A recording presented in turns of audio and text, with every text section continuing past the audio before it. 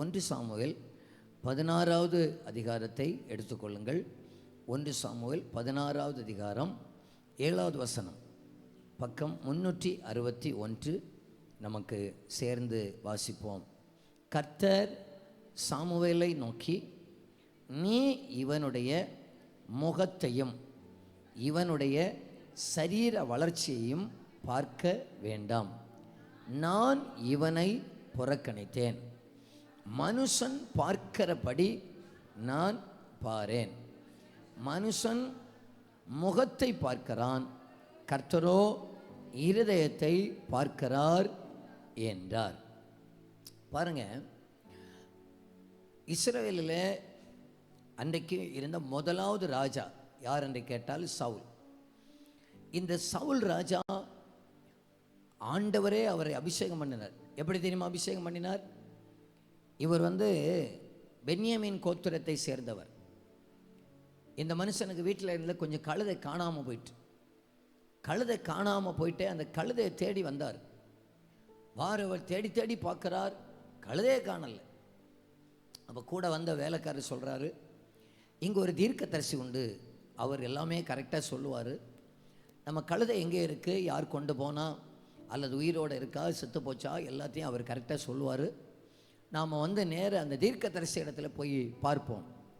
அந்த தீர்க்கதரிசியுடைய பெயர் சாமுவேல். அந்த சாமுவேல் தீர்க்கதரிசி இடத்துல நம்ம போய் பார்ப்போம் என்று சொல்லி இவருடைய வேலைக்காரன் அந்த சவுலை தீர்க்கதரிசி இடத்துல கொண்டு வர்றார். ஏற்கனவே அதோடைய ஒரு நாளைக்கு முன்னாலேயே ஆண்டவர் அவர்கிட்ட சொல்லிட்டார். என்ன சொல்லிட்டார்னா, நாளைய தினத்தில் ஒருவன் கழுதையை காணலன்னு தேடி வருவான், அவனை பிடித்து நீ என்னுடைய ஜனத்தின் மேலே ராஜாவாக இருப்பதற்கு அவனை அபிஷேகம் பண்ணி விடு என்று சொல்லி ஆண்டவர் ஒரு நாளைக்கு முன்னாலேயே சாமுவேல்கிட்ட சொல்லியாச்சு. இப்போது சாமுவேல் அங்கே தைலத்தை ரெடி பண்ணி வச்சிட்டு இருக்கிறார். இனி யார் வரணும்னு சொன்னால் அந்த சவுல், ஆண்டவர் சொன்ன அந்த ஆள் வரணும் அப்படிங்கிறதுக்காக இவர் எதிர்பார்த்து நிற்கிறார். பார்த்தீங்கன்னு சொன்னால் இஸ்ரவேலுடைய முதலாவது ராஜா சவுல். ஆள் நல்ல வளர்த்தியாக இருப்பார். அவரை விட வளர்த்தியான ஆள் தேசத்திலே கிடையாது. அவ்வளோ வளர்த்தியாக இருப்பார், பார்க்குறதுக்கு அழகாக இருப்பார். நல்ல பார்த்தா லுக்கில் பார்த்தாலே நல்ல போல்டான ஒரு லுக்கு. இப்போது அவர் குப்பியின் மேலே இருக்கிற அந்த தைலத்தை எடுத்து அவருடைய தலையில் ஊற்றி அவர் தேடி வந்தது, கழுதையை தேடி வந்தார். கர்த்தர் அவருக்கு ராஜ்யத்தை கொடுத்தார்.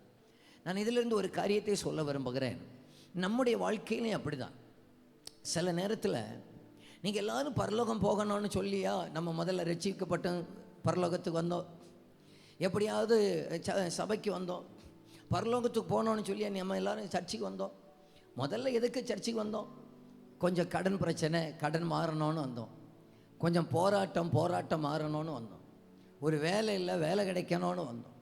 தலைமுறை இல்லை, தலைமுறை கிடைக்கணும்னு வந்தோம். பிசாசுடைய அந்த கட்டு உடையணும்னு வந்தோம். வந்தது வேறொரு காரியத்துக்காக வந்தோம். ஆனால் வந்த பிறகுதான் ஆண்டவர் இது எனக்கு கொடுப்பது மட்டுமல்ல, எனக்கு ஒரு ராஜ்யத்தை கொடுப்பது தான் ஆண்டவருடைய திட்டம் என்பதை புரிந்து கொண்டவங்க கையை உயர்த்தி காமிங்க பார்க்கலாமே. நாம் வந்தது ஏதோ சில காரியத்துக்காக, ஏதோ சின்ன அற்புதங்களுக்காக, ஏதோ சில அடையாளங்களுக்காக. என் வாழ்க்கையில் இது நடக்காதாம், இந்த பிரச்சனை மாறாதா அப்படின்னு சொல்லி வந்தோம். உள்ள வந்த பிறகுதான் தெரியுது, என் பிரச்சனை அல்ல, பிரச்சனை ஆண்டவருக்கு நான் தான் பிரச்சனை. ஆண்டவருக்கு கழுதையை பிடிக்கிறதல்ல, என்னை பிடிப்பதற்காகவும் கழுதையை துரத்தி விட்டார். கழுதையை ஓட விட்டது எதற்காகன்னு சொன்னால், கழுதை அல்ல ஆண்டவருக்கு தேவை, தேடி ஒருவர் வருவார், அவர் தான் ஆண்டவருக்கு தேவை. நாம் ஆண்டவரே என் பிள்ளைக்கு அது நடக்காதா, இது நடக்காது, நமக்கு முன்னால் இருக்கிறவங்கள தான் நான் சொல்கிறேன். முதல்ல நம்ம எப்படி வந்தோம்? கடனில் மூழ்கி வந்தோம். ஆண்டவருக்கு தெரியும், அந்த கடன் என்கிற கழுதையை ஓட விட்டால் தான் இவங்க நேர அங்கே சாமுவேலுக்கு முன்னால் வருவாங்க. சிலர் அசுத்தாவினால் பொறிக்கப்பட்டு வந்தாங்க.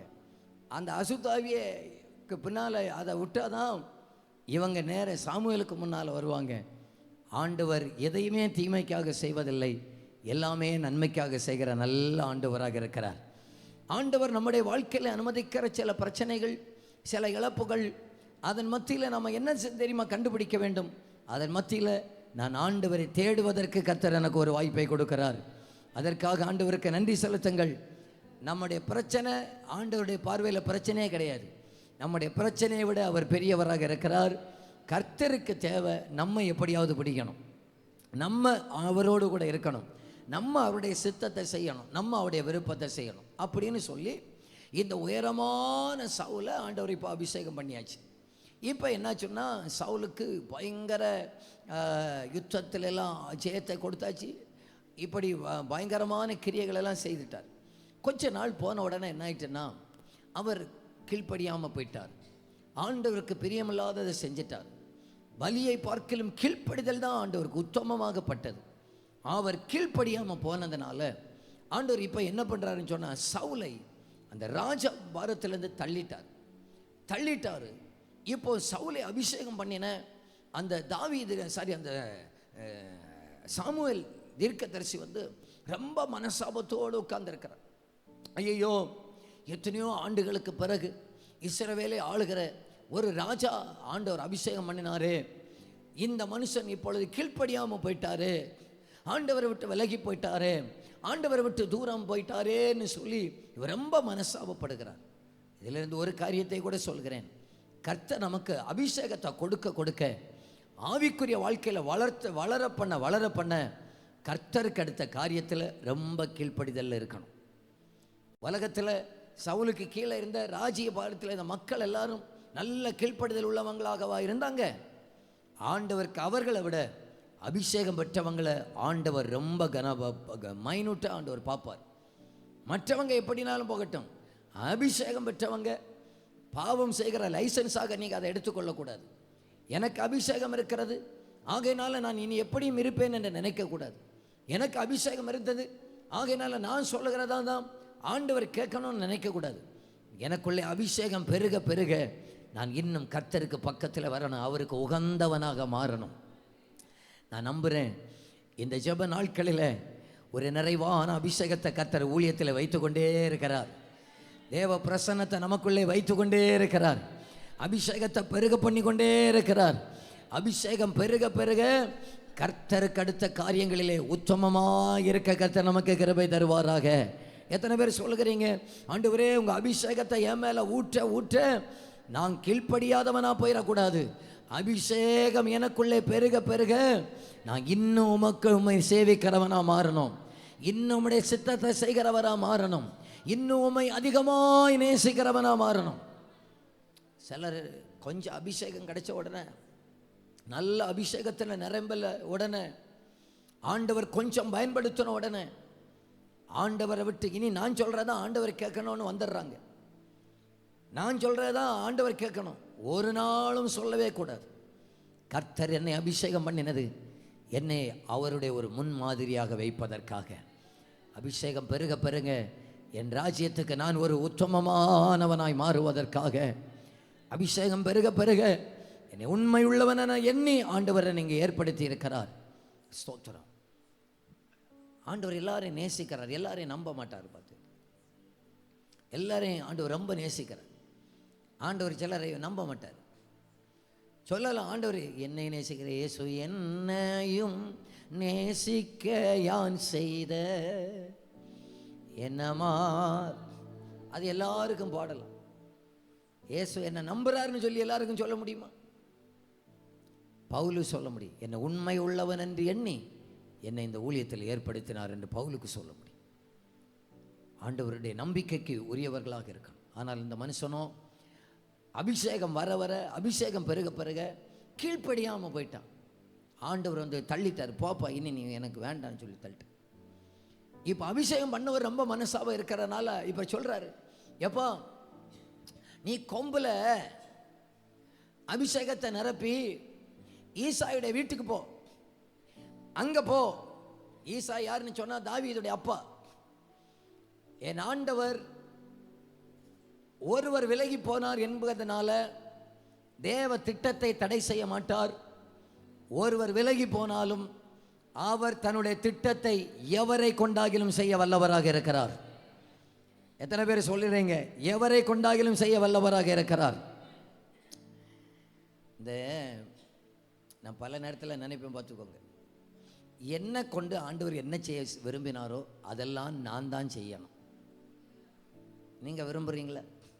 எத்தனை பேர் விரும்புகிறீங்க? என்ன கொண்டு மற்றவன் விழுந்தான், ஆகையினால் அவனுக்கு பதிலாக இவனை எடுக்கிறேன்னு சொல்லி அப்படி ஒன்று நடக்கக்கூடாது. பழைய ஏற்பாட்டிலே நடந்து, புதிய ஏற்பாட்டிலே நடந்து. பழைய ஏற்பாட்டில் சவுலை தள்ளி அவனுக்கு இடத்துல ஆண்டவர் தாவீதை கொண்டு வரணும்னு முடிவு பண்ணிட்டார். புதிய ஏற்பாட்டில் யூதாஸுக்கு பதிலாக மத்தியான ஒருத்தரை செலக்ட் பண்ணாங்க. இந்த பதில் அந்த அப்படி ஒரு வேலையே வேண்டாம். எங்களை கொண்டு செய்வதை, என்ன செய்ய விரும்புகிறீரோ அதை செய்யணும்னு விரும்புகிறவங்க கையை உயர்த்தி காமிங்க பார்க்கலாம். எனக்கு வேற ஒரு ஆள் பதிலாளாக இருக்கவே கூடாது. என்னை கர்த்தர் கொண்டு என்ன செய்ய விரும்பி இருக்கிறீரோ அதை செய்வதற்கு 100% என்னை அர்ப்பணிக்கிறேன். ஆமாம், என்னை உடைப்பதற்கு உமக்கு அதிகாரம் உண்டு, என்னை நொறுக்குவதற்கு அதிகாரம் உண்டு, என்னை வனைவதற்கு அதிகாரம் உண்டு, என்னை புடமிடுவதற்கு அதிகாரம் உண்டு. அத்தனைக்கும் என்னை சமர்ப்பிக்கிறேன். ஆனால் என்னை குறித்த தேவ திட்டத்தை அப்படியே கர்த்தர் நிறைவேற்றி முடிப்பாராக. ஆமென் சொல்லிடுங்களேன்.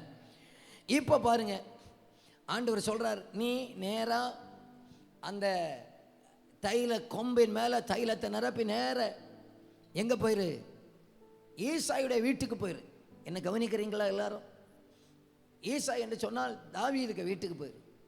பொதுவாக அன்னைக்கு ஒரு தீர்க்கதரிசி ஒருவர் ஒரு வீட்டுக்கு வராருன்னு சொன்னால் ஒரு பெரிய ஒரு பண்டிகை, ஒரு பெரிய ஒரு விவிஐபி வரார் வீட்டுக்கு. எல்லாரையும் கூப்பிடுவாங்க, எல்லாரையும் கூப்பிட்டு பெரிய விருந்தெல்லாம் வைப்பாங்க. இப்போ யார் தெரியுமா? சாமுவேல் இப்போ வீட்டுக்கு வர்றார். சாமுவேல் வீட்டுக்கு வர்றார். பிள்ளைகள் எல்லாரையும் கூப்பிட்டாங்க. தாவீதுக்கு அண்ணன்மார் எங்கே இருந்தாங்கன்னு சொன்னால் சிலர் படையாளிகளாக இருந்தார்கள். அவங்கள வரைக்கும் வீட்டுக்கு அழைச்சாச்சு. வந்துறப்பா வீட்டுக்கு தீர்க்கதரிசி வர்றாருன்னு சொல்லி அவங்கெல்லாம் வீட்டுக்கு வந்தாச்சு. ஆனால் தாவீதுக்கு அழைப்பு இல்லை. தாவீது என்ன செய்யலை? யாரும் அழைக்கல. இப்போ நான் இப்படியாக நினைக்கிறேன், கொம்பு பார்த்துருக்கீங்களா? கொம்பு பார்த்துருக்கிறவங்க கையை உயர்த்தி காமிங்க பார்க்கலாம். கொம்பு. சவுலை அபிஷேகம் பண்ணினது குப்பின் மேல இருந்து தைலமாக்கும். தாவீதை அபிஷேகம் பண்ணினது கொம்பின் மேல இருக்கிற அபிஷேகம். கொம்பை எங்கேயாவது வச்சா நிற்க, இந்த இருக்கு இது பாட்டில், இதை வச்சா நிற்கும். கொம்பை உள்ளுக்கு அப்படியே கொடைஞ்சி பெரிய ஒரு இடத்த அதில் நிரப்பி வச்சுருப்பாங்க. நம்ம இப்போ உள்ள காலத்தில் இல்லை, முன் காலத்தில் ஊறுகாயெல்லாம் வச்சாச்சுன்னா பரணியில் வச்சுருப்பாங்க தெரியுமா? அதுக்கு அது என்னது, பீங்கான் இல்லையா? பரணியில் வச்சுருப்பாங்க. ஏன்? பிளாஸ்டிக்கில் வச்சாச்சுன்னா அது என்ன செய்யும்? சீக்கிரமாக பிளாஸ்டிக்கில் வைக்கிறத விட இதில் வச்சா, மண் சட்டியில் மீன் குழம்பு வைக்கிறத விட வேற எதில் வச்சாலும் நல்லா இருக்காது. இதெல்லாம் உமக்கு எப்படி தெரியும்? சொல்லி தான் கேள்விப்பட்டிருக்கிறேன். பாருங்க, அப்படிதானே இல்லையா? ஆமாவா இல்லையா? ஒன்று இப்படி சொல்லுங்க, இல்லை என்ன இப்படி சொல்லுங்கிறீங்க. நான் என்ன இங்கே சமையலா பாடம் நடத்துகிறேன்? என்ன நல்லா கவனிச்சுக்கிடுங்க. இப்போ அதே போல் இந்த கொம்புக்குள்ளே இருக்கிற தைலம் வச்சாச்சுன்னு வச்சுக்கோமே, அது ரொம்ப விலையேறப்பட்டது, ரொம்ப காலம் இருக்கக்கூடியது. இப்போ இந்த கொம்புல தைலத்தை வச்சாச்சுன்னா எங்கேயாவது ஆடாம சேம தூக்கி மாட்டி விடுறாங்க, கீழே எங்கேயும் வைக்க முடியாது. இப்போ ஆண்டவர் சாமுவேலை பார்த்து சொல்றாரு, நீ குப்பியை கொண்டு போகாதப்பா, கொம்பை தூக்கிட்டு போன்னு சொல்லி. இப்போ இந்த கொம்பை கொண்டு இவர் எங்க போகணும்? ஈசாய்க்கு வீட்டுக்கு போறார். அந்த கொம்பை போற வழியில இடுப்புல அந்த கச்சையில தொங்க விட்டுருப்பாங்க. இப்போ அங்க போய் சொல்றாரு. எங்க போய் சொல்றாரு? அந்த ஈசாட்ட போய் சொல்றாரு, எப்போ உன் பிள்ளைகளை ஒருத்தரை அபிஷேகம் பண்றதுக்காக ஆண்டவர் என்னை அனுப்பியிருக்கிறாரு, ஆகையினால பிள்ளைகளெல்லாம் லைனை வர சொல்லு. இந்த மனுஷன் ஏற்கனவே ஒருவரை அபிஷேகம் பண்ணார். அவர் யாரு? சவுல். அவர் எப்படி அபிஷேகம் பண்ணாரு? நல்ல கலரா இஸ்ரேலே ரொம்ப உயரமுள்ள ஒரு ஆளை அபிஷேகம் பண்ணார். இப்போ நம்ம ஆளுக்கு ஒரு மைண்ட் செட் என்னன்னு சொன்னா, ஆண்டவர் அபிஷேகம் பண்ற ஆளு எப்படி இருப்பார்னு சொன்னா, நல்ல உயரமாக இருப்பார், நல்ல கலராக இருப்பார், நல்ல போல்டாக இருப்பார். அப்படிப்பட்ட ஒரு ஆளை தான் அபிஷேகம் பண்ணுறார். இப்போ ஒன்று ஒன்றா வர்றாங்க ஆர்டர் படி. நம்பர் 1 மூத்த ஆளு வா. அவர் சாமுவேலுக்கிட்ட வரும்போது ஆண்டவர் சொல்கிறாரு, இவன் இல்லை, அவனை தள்ளிட்டு அவனை போவிடு. 2வது ஆளுவா. எல்லா பிள்ளைகளும் வந்தாச்சு. எல்லா பிள்ளைகளும் ஒன்று ஒன்றா வருது. எல்லா பிள்ளைகளும் இப்பொழுது ஒன்று ஒன்றா வர்றாங்க. ஆண்டவர் சொல்கிறாரு, இவனை தள்ளினேன், இவனை தள்ளினேன். அந்த வசனத்தை வாசிங்க பார்க்கலாம். 1 சாமுவேல் 16வது அதிகாரம் அதனுடைய 4வது வசனத்தை வாசிப்போம். கர்த்தர் சொன்னபடியே சாமுவேல் செய்து பெத்லெகேமுக்கு போனான். அப்பொழுது அவ்வூரில் மூப்பர் தத்தளிப்போட அவனுக்கு எதிர்கொண்டு வந்து, நீர் வருகிறது சமாதானமா என்றான். இப்போ 8வது வசனத்திலிருந்து பாருங்க. அப்பொழுது ஈசாய் அபினதாபை அழைத்து அவனை சாமுவேலுக்கு முன்பாக கடந்து போக பண்ணினார். அவன், இவனை கர்த்தர் தெரிந்து கொள்ளவில்லை என்றார். ஈசாய் சம்மாவையும் கடந்து போக பண்ணினார். அவன், இவனை கர்த்தர் தெரிந்து கொள்ளவில்லை என்றார்.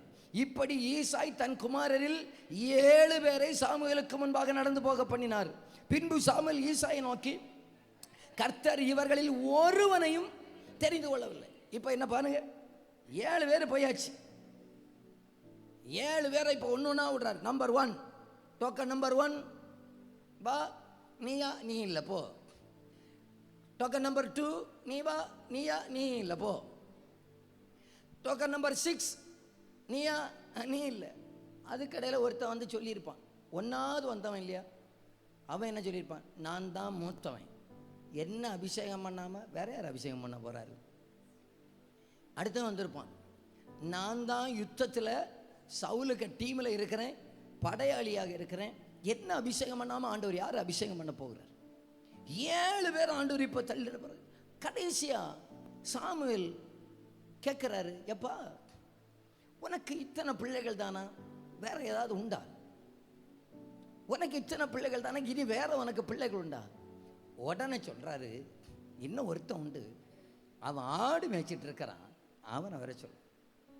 இப்ப சொல்றாரு, அவனை வர சொல். சொன்னது மட்டும் இல்லை, அவர் வருகிறது வரைக்கும் நான் பந்து இருக்க மாட்டேன். 11வது வசனம், உன் பிள்ளைகள் இவ்வளவு தானா என்று ஈசாயை கேட்டான். அதற்கு அவன், இன்னும் ஒருவன், இளையவன் ஒருவன் இருக்கிறான், அவன் ஆடுகளை மேய்த்து கொண்டிருக்கிறான் என்றான். அப்பொழுது சாமுவேல் ஈசாயை நோக்கி, ஆள் அனுப்பி அவனை அழைப்பி, அவன் இங்கே வருமட்டும் நான் பந்தி இருக்க மாட்டேன் என்றான். நான் இப்படியாக நம்புறேன், பந்தி இருக்க மாட்டேன்னு சொல்றாருல்ல, பந்தி இருக்க முடியாது. ஏன் தெரியுமா பந்தி இருக்க முடியாது? கையில் என்ன இருக்கு? கையில் என்ன இருக்கு? கையில் கொம்பு இருக்கு. குப்பினா கீழே வைக்கலாம், கொம்பை எங்க கொண்டு வச்சுட்டு இருப்பாரு. சரிதானே இல்லையா? இப்போ கொம்பை தூக்கி போட்டுட்டு எங்கேயாவது மேலே தான் தூக்கி மாட்டி விடணும், அல்லனா அதுக்கான ஒரு குழி தோண்டி அதுக்கு இருக்கிற மாதிரி வைக்கணும். இப்போ ஆள் இடுப்பில் தூக்கி போட்டேன்னு அவன் வர்றது வரைக்கும் நான் சாப்பிட மாட்டேன், அவன் வருகிறது வரைக்கும் நான் புசிக்க மாட்டேன்னு சொல்லி, அதுக்கு இடையில நடந்த ஒரு சமாச்சாரம் தான். நீ இவனுடைய சரீர வளர்ச்சியை பார்க்கிற நான் சரீர வளர்ச்சியெல்லாம் பார்க்க மாட்டேன். 7வது வசனத்தில் இருக்கிற கர்த்தர் சாமுவேலை போக்கி, நீ இவனுடைய முகத்தையும் இவனுடைய சரீர வளர்ச்சியும் பார்க்க வேண்டாம், இப்போ என் கர்த்தருடைய பார்வையை நான் உங்களுக்கு காட்டுகிறேன்.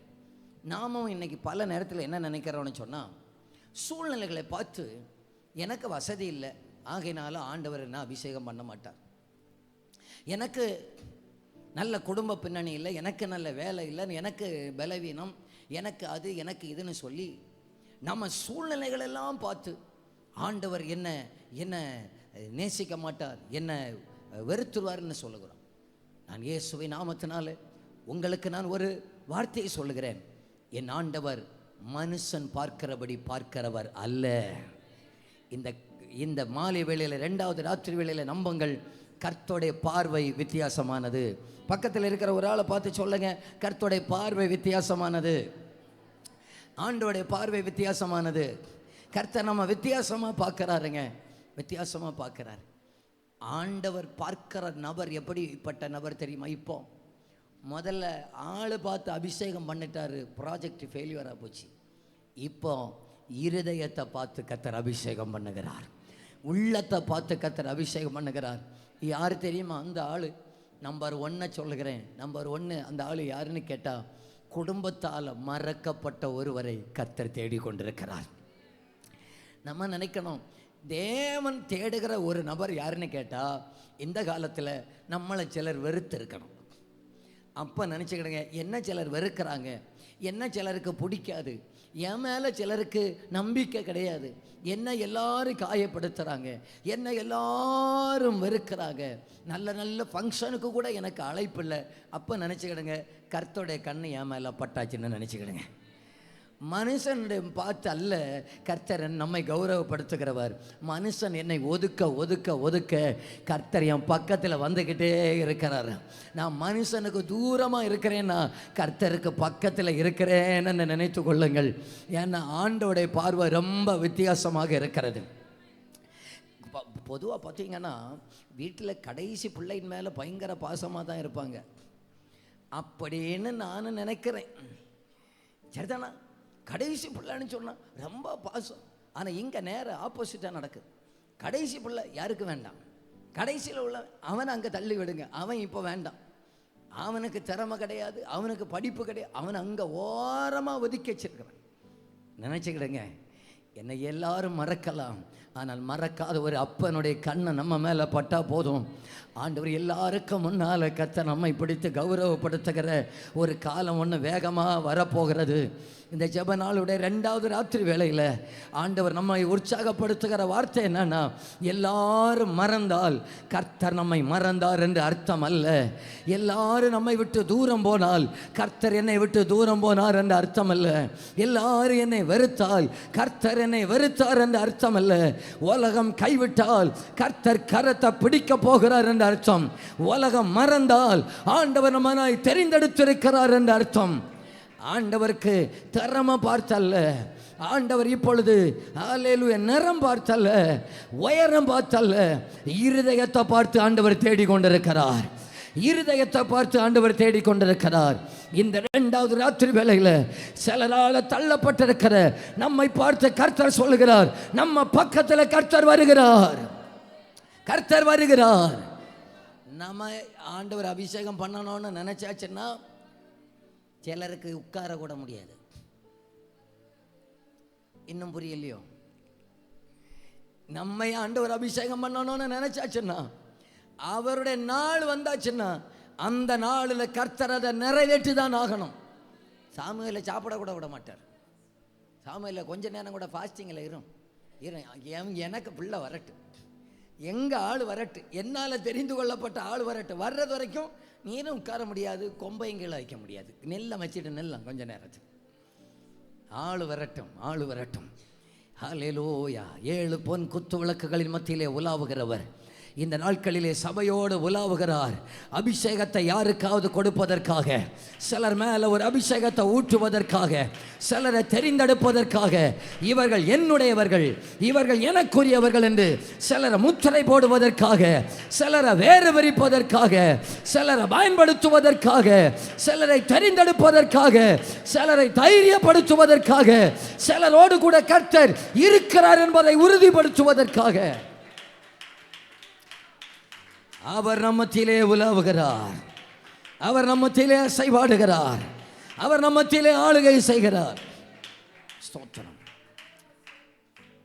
இன்றைக்கு தேவனால் உன்னதமாய் பயன்படுத்தப்படுகிற எல்லா பாத்திரங்களிடத்திலையும் போய் நீங்கள் கேளுங்க. நாங்கள் தேவனால் பயன்படுத்தப்படுகிற பாத்திரங்களே சிலரை தெரியும், சிலரிடத்தில் நாங்கள் பேசியிருக்கிறோம். அவர்கள் சொல்லியிருக்கிறார்கள், அவர்களுடைய சாட்சி ஏதோ ஒரு இடத்துல புறக்கணிக்கப்பட்டிருப்பார்கள், ஏதோ ஒரு இடத்துல வெறுக்கப்பட்டிருப்பார்கள், ஏதோ ஒரு இடத்துல. நான் இதுக்கு இடையில இன்னொரு வார்த்தையை சொல்றேன். எந்த தாவீதுக்கு அழைப்பு இல்லையோ, அப்பா அழைச்ச ஆளு வேற, தெய்வம் அழைச்ச ஆளு வேற. தெய்வம் அழைச்ச ஆளை அப்பா அழைச்ச எல்லாருக்கும் முன்னால் வச்சு அபிஷேகம் பண்ணினார். தகப்பன் மற்ற 7 பிள்ளைகளை அழைத்தார், தெய்வம் ஒரு பிள்ளையை அழைச்சார்.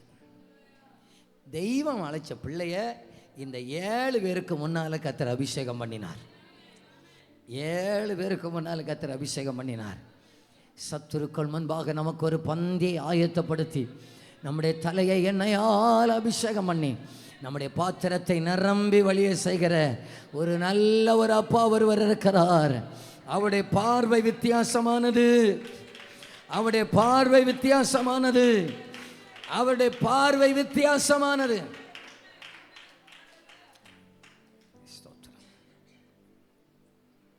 இப்போ தாவீது வந்தாச்சு. நான் இப்படி நம்புறேன், மற்றவங்க எல்லாம் விருந்து வீட்டுக்கு போகிற ட்ரெஸ்ஸோடு நின்றுப்பாங்க. தாவீது ஆடு மேய்ச்ச ட்ரெஸ்ஸோடு வந்திருப்பார். நான் சொல்கிறது எத்தனை பேர் ஒத்துக்கொள்ள முடியுது? ஒரு ஆமேன்னு சொல்லுங்க பார்க்கலாம். மற்றவங்க எல்லாம் விருந்து வீட்டுக்கு போகிற கோட் சூட்டோட நின்றுப்பாங்க. இவர் பார்த்தா அந்த கல்லெல்லாம் எடுத்து வச்சு கவனெல்லாம் எடுத்து வச்சுக்கிட்டு அப்படி அங்கேருந்தே எத்தி பார்த்துருப்பாரு, கேட்டிருப்பாரு, நீதான் வா, குளிச்சுட்டு வர, கொஞ்சம் 10 நிமிஷம் டைம் தருவீங்களா? ஒன்று அபிஷேகம் பண்ணாதாப்பா எனக்கு உட்காரவே முடியும், கொம்பு தொங்கிட்டு கிடக்குதாப்பா. ஒன்று அபிஷேகம் பண்ணனாதான்ப்பா எனக்கு சாப்பிடவே முடியும், வாப்பா.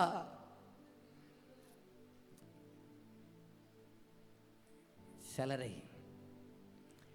கர்த்தருடைய திட்டத்தில் இந்த கடைசி காலத்தில் தீவிரமான பணிக்காக அபிஷேகம் பண்ணுகிற காலமாக இந்த காலம் மாறுவதாக.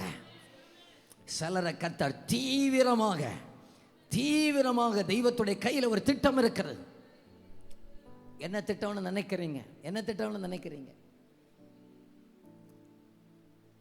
இவனை வச்சு தான் கோலியை தாட்டிக்கணும்.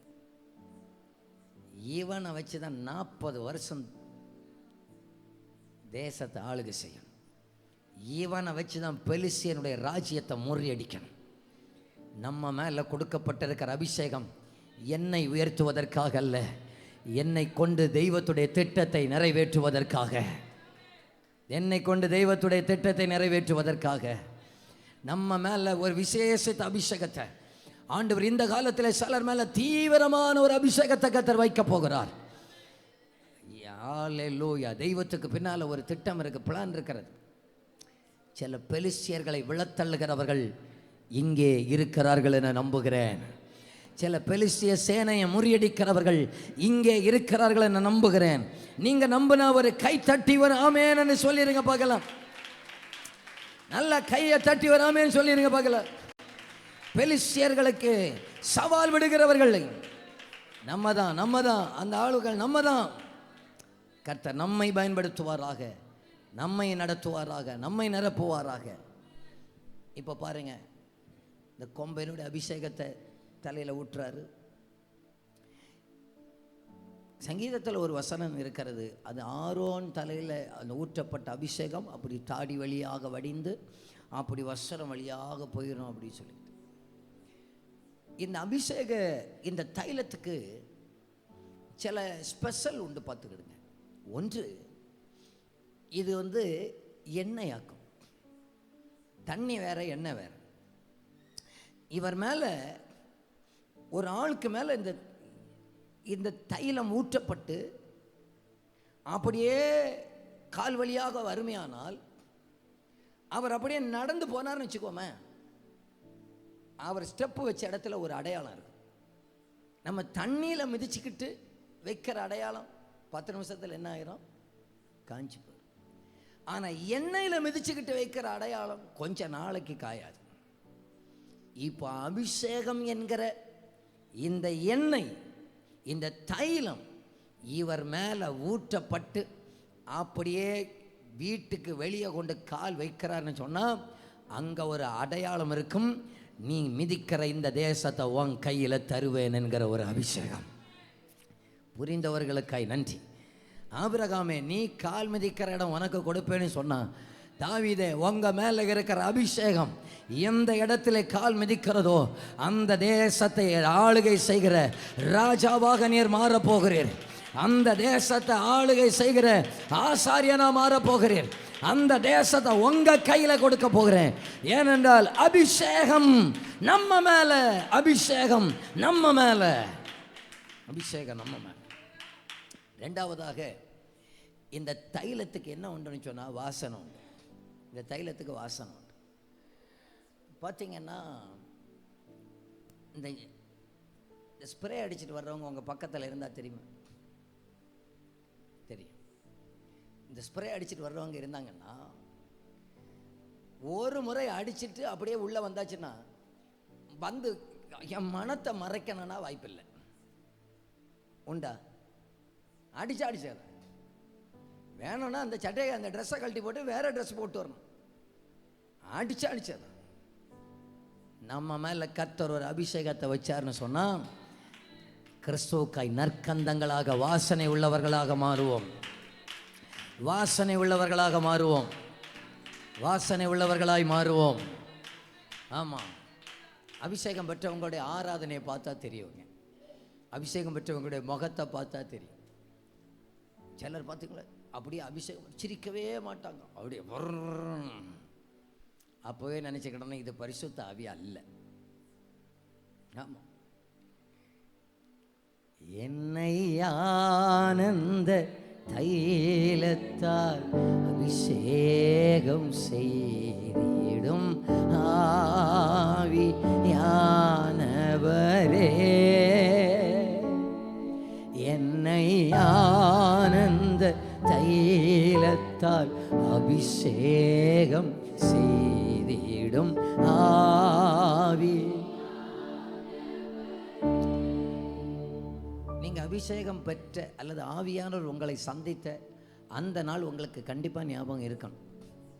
ஞாபகம் இருந்திருக்கணும். ஞாபகம் இருக்கா? இருக்கிறவங்க கையை உயர்த்தி காமிங்க பார்க்கலாம். என்னங்க அப்படி ஞாபகம் இருக்கு? உள்ளத்தில் ஒரு பெரிய ஒரு சந்தோஷம் தானா இல்லையா? அந்த பரிசுத்த ஆவியானவர் நமக்குள்ள வந்துட்டார்னா நமக்குள்ள பெரிய ஒரு மன சந்தோஷமாகும். பெரிய என்னமோ ஒன்று சரீரத்தை விட்டு போனது போல, நமக்குள்ள என்னமோ வந்தது போல, என்னமோ கொள்ளை கிடைச்சது போல பெரிய ஒரு சந்தோஷம். எனக்குள்ள ஆவியானவர் தான். அவங்க ஆராதனையை பார்த்தா தெரியும். வாசனை வீசும். அது ஸ்ப்ரே அல்ல, அது முகத்தை பார்த்தா தெரியும். இப்போ என்ன, அபிஷேகத்தை வாங்கியாச்சு இல்லையா?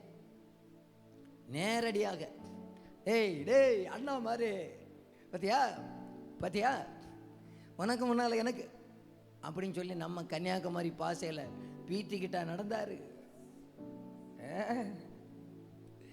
அவர் பாட்டுக்கு அபிஷேகத்தை வச்சு நேர திரும்ப ஆடு மேய்க்க போயிட்டார். இப்போ அபிஷேகத்தை பற்றி ஆடு மேய்க்க போயிட்டார்ல, சுவாரஸ்யமான கதை சொல்லிட்டாரு. அபிஷேகம் தலையில் ஊட்டி அது அப்படியே தாடி வழியாக வந்து அப்படியே வஸ்திரத்தில் வந்து கைகளில் வந்து அப்படியே வந்துச்சா. இப்போ இவருக்கு மந்தையிலேருந்து ஒரு ஆட்டுக்குட்டி ஒரு சிங்கம் தூக்கிட்டு போகுது. இப்போ இவருக்கு தெரியாது இவருக்கு மேலே இருக்கிற அபிஷேகத்துடைய வல்லமை. இவர் சும்மா இருந்தாலும் இவருக்குள்ளே இருக்கிற ஆவியானவர் சும்மா இருக்க மாட்டார். இவரை தட்டி எழுப்புறாரு. வீட்டுக்கு கடைசி பிள்ளையாக்கும். எனக்கு அது பிரச்சனை இல்லை. இப்போ தைரியம் வந்தாச்சு. இந்த சிங்கத்தை விட மாட்டேன், எனக்கு ஆட்டுக்குட்டி தான் எனக்கு ரொம்ப முக்கியம். ஆனால் இன்னைக்கு நம்ம மேலே இருக்கிற அபிஷேகம் என்ன தெரியுமா? ஆடு எத்தனை, சிங்கம் எத்தனை ஆடை தூக்கிட்டு போச்சு? ஒன்று தானே போச்சு. மீதி எத்தனை உண்டு?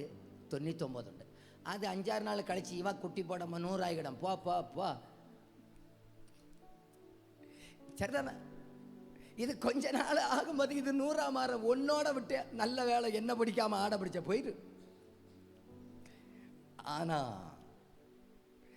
இங்க இவர் சொல்றாரு, முடியாதப்பா. அபிஷேகம் பெற்ற ஒரு மனுஷன் ஒரு ஆத்துமா அழிந்து போகிறதை விரும்பவே மாட்டார். ஒரு மனுஷன் கெட்டு போவதை விரும்பவே மாட்டார். நமக்குள்ளே உண்மையான அபிஷேகம் இருக்குமே ஆனால் தேசத்தில் ஒரு எழுப்புதலுக்காக நம்ம தரப்பில் நிற்போம். ஒரு ஆத்துமா கெட்டு போவதை நம்ம விரும்பவே மாட்டோம். எப்படியாவது சிங்கத்துடைய வாயில் இருக்கிற ஆட்டுக்குட்டியை பறிப்பதற்கு போராடுவோம், ஜெபிப்போம், கதறுவோம், அழுவோம். உண்மையிலே நம்ம மேல இப்ப அபிஷேகம் தான் இருக்கா? உண்மையிலே எனக்குள்ளே பரிசுத்த ஆவியானவர் இருந்தார், நமக்குள்ளே பரிசுத்த ஆவியானவர் இருந்தார். ஒன்று கெட்டு போவதை அனுமதிக்க மாட்டேன், ஒன்று கெட்டு போவதை அனுமதிக்க விடவே மாட்டேன். சிங்கத்துக்கு வாயை கழிச்சு ஆட்டுக்குட்டியை தூக்கிட்டு வந்து அப்படியே விட்டுட்டாரு. சரி, இப்போ இந்த அபிஷேகம் அப்படியே வந்து கைகளிலே வந்ததே. அபிஷேகத்துக்கு முன்னால் வாசிச்சார் சுரமண்டலம். ஒரு பேயம் ஓடாது, ஒரு நாயும் ஓடாது. இப்போ அந்த அபிஷேகத்தோடு கூட அந்த சுரமண்டலத்தில் கையை வச்சா சவுலுக்குள்ளே இருந்த பொல்லாத ஆவி மாறுவதற்காக இவர் வாசிச்சாலே போதும் அசுத்தாவி ஓடி போயிடும். காரணம், இவருக்கு மேலே இருந்த ஒரு அபிஷேகம், இவருக்கு மேலே இருந்த ஒரு பரிசுத்த ஆவியானுடைய அபிஷேகம்.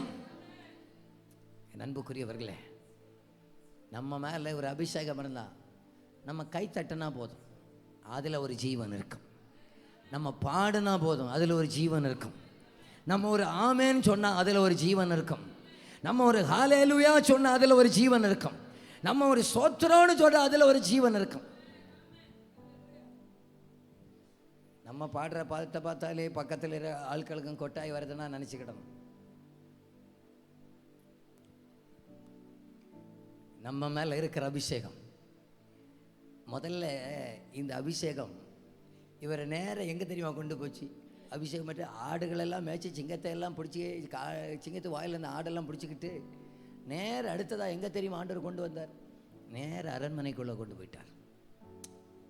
உங்களுக்கு தெரியுமா, ஒரு அரண்மனைக்கு உள்ளே போய் ராஜா இருக்கிற இடத்தையெல்லாம் பார்ப்பது அந்த காலத்தில் ஒரு வாலிபனுடைய கனவுங்க.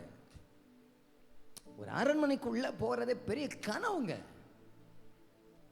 இவரை சிம்பிளாக ஒரே அடியாக தூக்கிட்டு போய் கொண்டு போயிட்டாங்க. நம்ம மேலே இருக்கிற அபிஷேகம் நம்ம எட்டாத உயரத்தில் கொண்டு போய் நிறுத்தி விடுவார் ஆவியானவர். ஆமேன் சொன்னவர்களை கர்த்தர் அப்படியே செய்வாராகன்னு வச்சுக்கலாமா? எத்தனை பேர் ஆமேன்னு சொல்லுகிறீங்க? எங்கள் மேலே இருக்கிற அபிஷேகம் என்னை எட்டாத இடத்துல, போகக்கூடாத இடங்களில் கொண்டு போய் ராஜாவுக்கு முன்னால் கொண்டு போய் நிறுத்தி, ராஜாவே நீ எனக்காக ஜெபம் பண்ணுடா, நீ எனக்காக பாடுடா, எனக்காக ஆராதனை நடத்துடா, நீ ஆராதிச்சாதான் இந்த பொல்லாதாவி மாறணும் சொன்னா, நான் நீ ஆராதிக்கடா, நீ ஆராதை. இதுக்கெல்லாம் பேசிக் ஆண்டவர் இப்போ சொல்றாரு. இதுக்கெல்லாம் பேசிக் ஆண்டவர் என்ன தெரியுமா சொல்றாரு?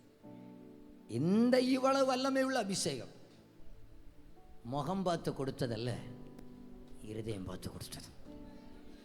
ஆளு சைஸ் பார்த்து கொடுத்ததல்ல, குடும்ப பின்னணி பார்த்து கொடுத்ததல்ல. ஒரு மனிதன் கொடுத்த ஆடுல உண்மையா இருக்கிறாரா அவரபடி தந்த சின்ன சின்ன பொறுப்பில் உண்மையா இருங்க. அது பாஸ்டர் உலக வேலை தான், அதுல உண்மையா இருங்க. சிலரை பார்த்துருக்கீங்களா? நான் ஊழியத்தில் உண்மையா இருப்பேன், ஆராதனையில் உண்மையா இருப்பேன், காணிக்கா கொடுக்கறதுல உண்மையா இருப்பேன், ஊழியம் செய்யறதுல உண்மையா இருப்பேன். ஆனால் வேலைக்கு போகிற இடத்துல 10 மணிக்கு வேலைன்னா 11 மணி போவாங்க. பாருங்க, உலக பொருள் அதுலையா உண்மையா இல்லைன்னு சொன்னா இதை எப்படி ஆண்டவர் நம்பி தருவார்?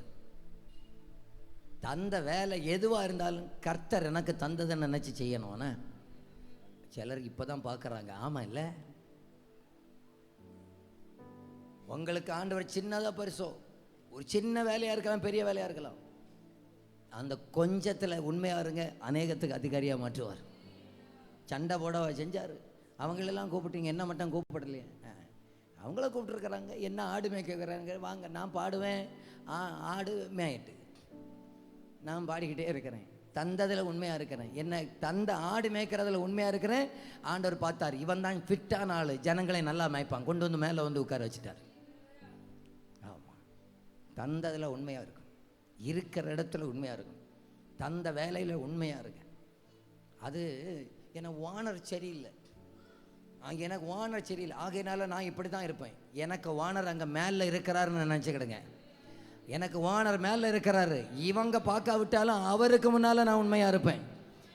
யாரும் பார்க்காவிட்டாலும் தெய்வத்துக்கு முன்னால் உண்மையாக இருப்பேன். அப்பா என்ன பார்க்குறாரோ, அண்ணன் பார்க்குறாரோ இல்லை, என்னை பார்க்குற ஒரு தெய்வம் இருக்கிறார், அவருக்கு முன்னால் உண்மையாக இருப்பேன். அவர் ஏற்ற காலத்தில் என்னை தேடி வருவார், என்னை எட்டாத உயரத்தில் உயர்த்தி வைத்து. அல்லேலூயா. இப்போ தெய்வத்துடைய பார்வை உங்களுக்கு புரிஞ்சுதா? மனுஷன் வெளியே பார்ப்பார், தெய்வம் உள்ளத்தை பார்ப்பார், தெய்வம் இருதயத்தை பார்ப்பார். முறு போட கூட தான் செய்கிறீங்களா? தந்த அந்த அஞ்சு சண்டே கிளாஸ் பிள்ளைகளை அந்த அந்த ஆடுக்குட்டியை ஒழுங்காக தான் மேய்க்கிறீங்களா? அந்த குட்டிக்காக ஒழுங்காக சாப்பாடு போடுறீங்களா? அந்த 2 மந்தைக்காக ஒழுங்காக ஆயத்தம் பண்ணுறீங்களா? தந்ததில் உண்மையா இருங்க. தூக்கி எடுக்கிற நாள் ஒன்று வரப்போகிறது, கரத்தில் எடுக்கிற காலம் ஒன்று வரப்போகிறது, நம்மை பயன்படுத்துகிற வேலை ஒன்று வரப்போகிறது. அந்த வேலை தான் இந்த வார ஜபமாக மாறுவதாக. இந்த வாரத்தில் ஆவியானவர் அதை செய்வாராக. ஹல்லேலூயா. இதிலும் மேலானதை பார்க்க போகிறோம், இதிலும் பெரியதை பார்க்க போகிறோம்.